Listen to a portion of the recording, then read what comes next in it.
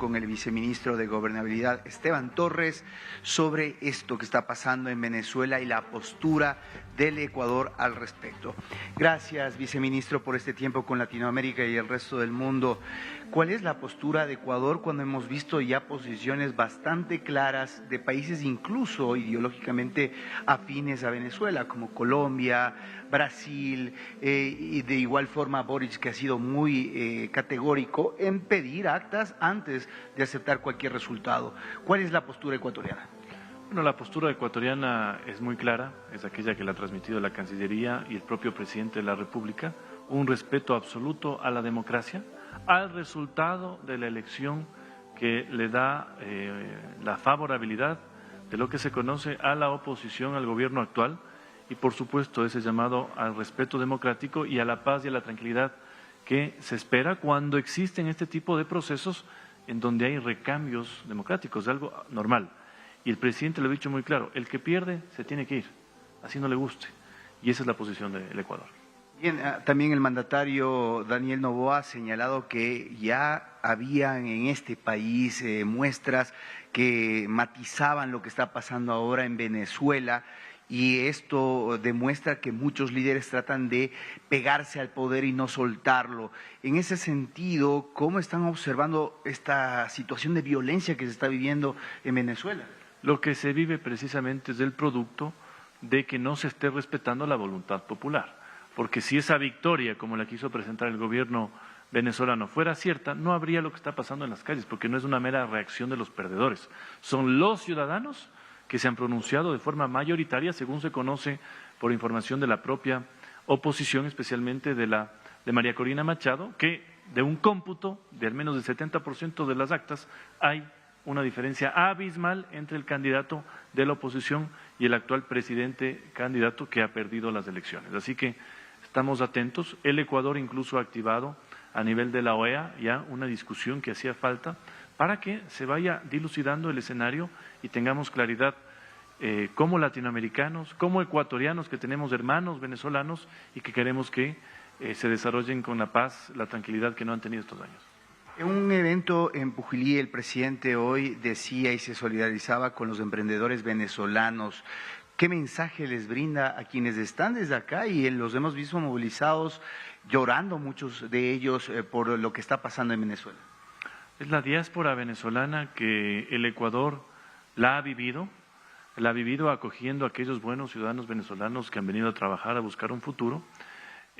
Por supuesto también rechazando la presencia de aquellos que no vinieron con ese ímpetu de trabajar en el país, pero lo más importante es que si se soluciona la cuestión venezolana, va a haber la tranquilidad de que muchos puedan volver a sus casas con sus familias a desarrollar su vida, que es justamente lo que no han podido hacer. Y por eso el pronunciamiento está más que claro, y eso es lo que se ve en las calles, y el respaldo del Ecuador es justamente a la democracia, a que se respete la voluntad popular. ¿Habrá conversaciones por parte de la Cancillería con el gobierno a la interna para prepararnos ante una eventual ola migratoria de venezolanos nuevamente acá al Ecuador? Desconozco ese tema, pero más bien si se respetan los resultados va a haber una ola migratoria que regrese a su país, como es lo que pasa a cualquier migrante que tiene que salir por ciertas circunstancias de su patria y vuelve apenas puede. Más bien esperaríamos un proceso de reunificación de familias como el que se espera para cualquier hermano latinoamericano. Geopolíticamente y en su experiencia política, ¿cómo ve la división, por ejemplo, de la izquierda en Latinoamérica ante este tema? Hay izquierdas que han madurado, que han tomado posturas distintas al radicalismo que antes tenían otras. Veo un cambio completo, un giro distinto al que, por ejemplo, se experimentaba cuando estaba Chávez en el poder, que ejercía un liderazgo en la izquierda latinoamericana que definitivamente nunca la pudo liderar Maduro, y además el resto de líderes jamás tuvieron el respeto que alguna vez tuvieron, me refiero a los líderes de izquierda, por Chávez en el caso de Maduro. Y eso se ve, por ejemplo, en la posición actual incluso de Boric en Chile, que ha tomado una distancia prudente, lógica, normal, diría yo, porque nadie puede defender lo indefendible. Y lo mismo he visto incluso de otros líderes latinoamericanos, y por supuesto hay complicidad de líderes de izquierda en otros países que están en esa lógica poco constructiva. Bien, hay algunos que han planteado reproches a la solicitud que hizo el presidente Noboa para convocar al Consejo Permanente de la OEA refiriéndose al tema de la incursión en la Embajada Mexicana acá. ¿Cuáles serían las diferencias en el caso de esta pretensión anunciada de que Maduro puede entrar a la Embajada Argentina con lo que ocurrió acá en Ecuador? Bueno, una diferencia muy clara. Lo que pasó en el Ecuador es que justamente existía una persona con una sentencia ejecutoriada condenatoria por un delito común, no por un tema político, que estaba mal usando el espacio diplomático para alojarse y evitar justamente cumplir con la justicia ecuatoriana. Si algo se está discutiendo en este momento es que líderes políticos venezolanos sin condenas, peor aún ejecutoriadas, sino simplemente perseguidos por el resultado electoral, ocupen un espacio diplomático, y eso es una situación absolutamente distinta, ¿no? ¿Usted cree? En el caso de que haya, una incursión, en el caso venezolano habría claramente una violación, ahí sí, a la convención, a las convenciones internacionales. Entonces, para mí el caso es diferente, ¿no? Totalmente. ¿Cuál es el escenario que usted ve en Venezuela? ¿Qué puede ocurrir para poder tener una salida democrática, o será la lucha en las calles la que resuelve eso? Yo soy muy cauto, me he entusiasmado muchas veces a lo largo de Venezuela.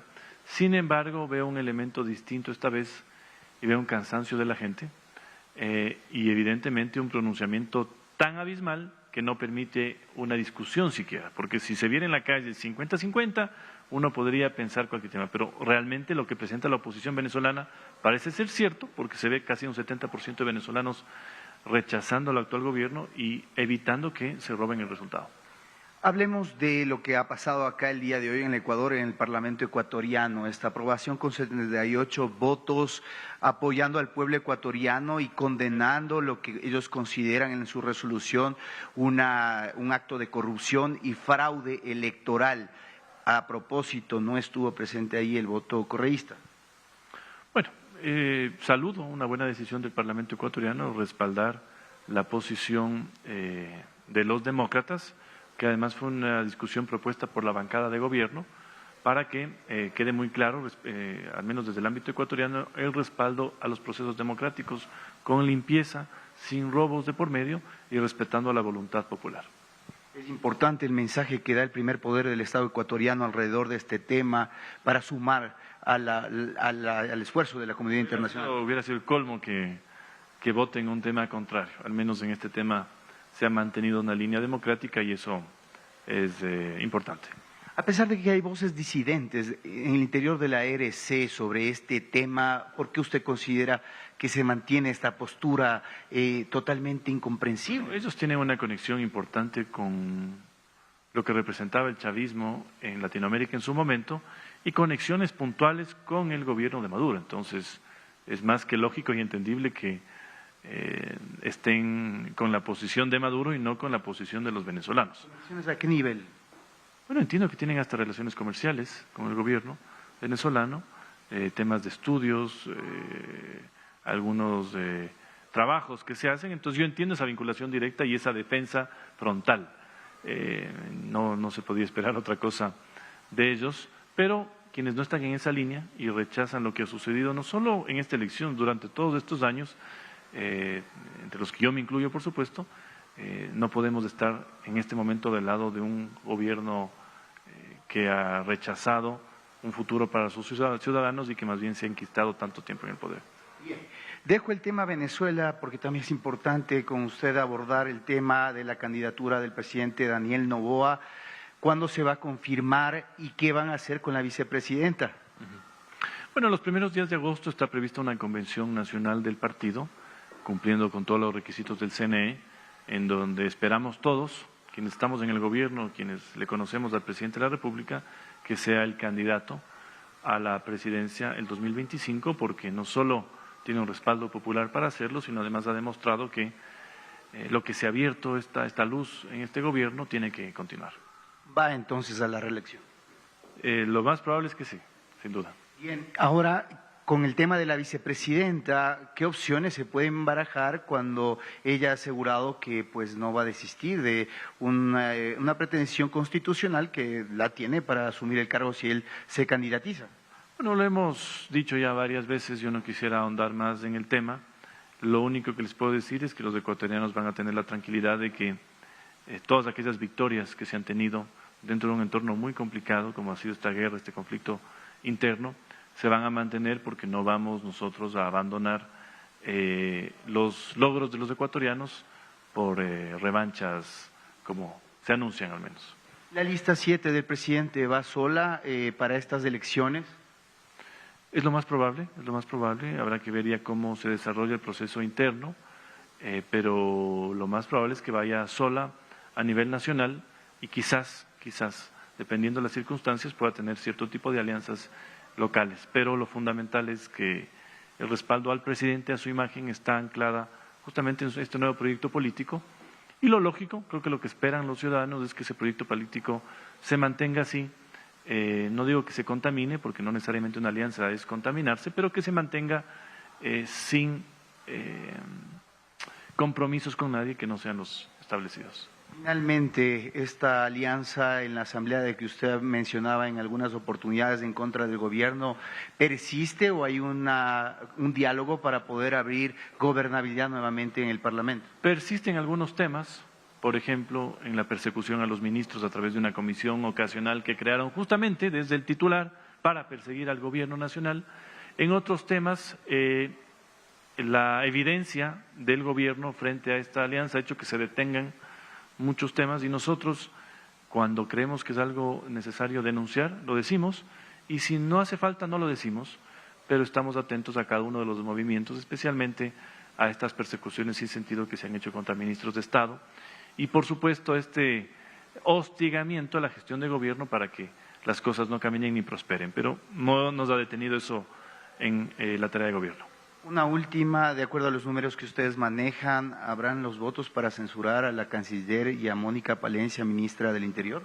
Bueno, eso depende de la Asamblea, del ánimo del día de la votación, pero nosotros creemos que si alguien va a tocar el tema de México como un tema personal o de gobierno, se equivoca, es un tema de país y votar contra la canciller o votar contra la ministra no es votar contra el gobierno, es votar contra el Ecuador. Y eso es lo que creo que a muchos les va a llevar a la reflexión, pero no adelantamos criterios ni positivos ni negativos, vamos viendo cómo se dan las cosas día a día. Muy gentil. Ahí tienen ustedes la voz de Esteban Torres, viceministro de Gobernabilidad, hablando sobre la postura ecuatoriana en relación al tema venezolano y también, por supuesto, la mirada en esta preliminar de lo que serán las elecciones presidenciales 2025 acá en el Ecuador.